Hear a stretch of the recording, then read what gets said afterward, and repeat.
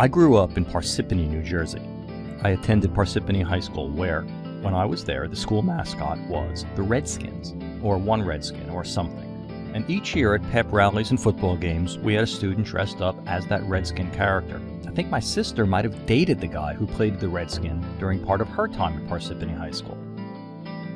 Now, I'm one of the proud owners of a Parsippany Redskins t-shirt, as you see above. I don't spend a lot of time thinking about Parsippany or Redskins, but after a reunion that happened on the occasion of the 35th anniversary, yikes, of my graduation from Parsippany High School, someone had the bright idea of having those Parsippany Redskins t-shirts printed, and I bought one. I bought that Parsippany Redskins t-shirt mostly because when my oldest son was in high school and his school traveled to Parsippany for a tennis match against my alma mater, I'd had the jarring experience of finding that the Parsippany Redskins had become the Parsippany Red Hawks. And I asked the PHS student when it had happened and why.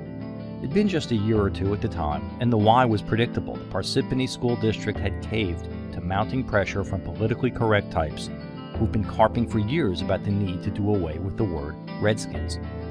I wear that Parsippany Redskins t-shirt, and I wear it defiantly. It's a personal thing for me, both because of my roots as a Parsippany Redskin and because I don't do politically correct. Being told what's right by people who more often than not have no real stake in the question bugs me. Now, courtesy of the United States Patents and Trademarks Office, the National Football League's Washington Redskins have a much larger merchandise issue to deal with than the Parsippany Redskins ever had.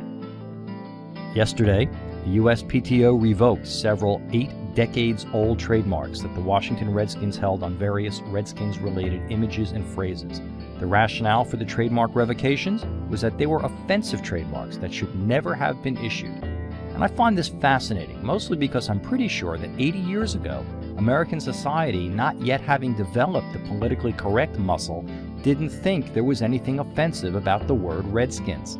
Assuming that's so, then my reading as an intellectual property consultant is that those trademarks are valid and should be allowed to stand.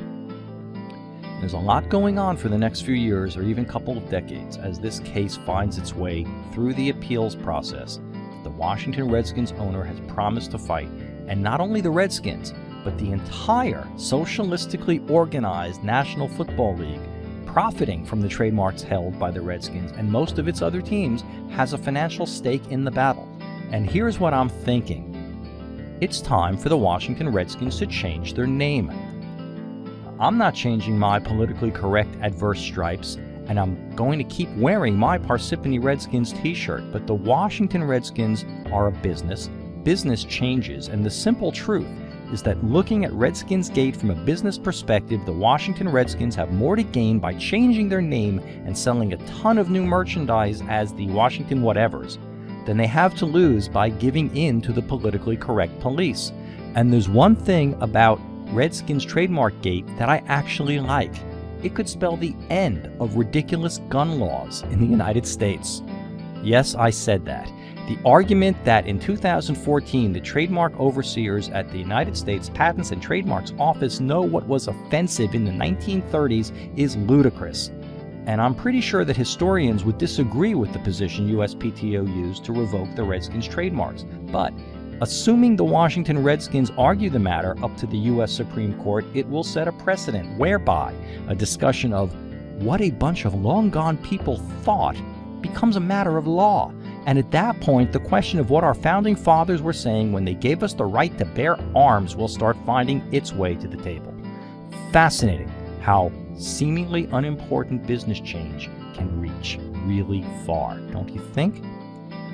Managing business change is what we do. If you just feel as though a few things in the way you manage your business, marketing, or how you're getting from here to wherever you're going need a fresh set of eyes, contact me. And keep wearing that Redskins merch. I'm the Answer Guy, and I'll be back.